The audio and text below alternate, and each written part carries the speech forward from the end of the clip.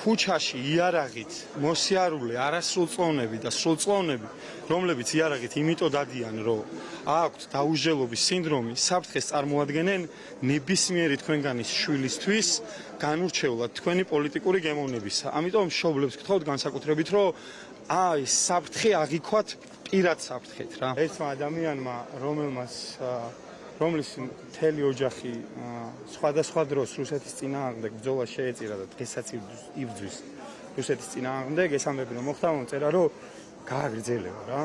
ხო და გავაგრძელებთ. დამიჭერენ მე თუ არ დამიჭერენ ძალიან ბევრი მაგარი ბიჭი და გოგო არის ეხლა გისოსებს მიღმა, ინატრებად საკუთარ ოჯახის წევრებთან ჩახუტება რა.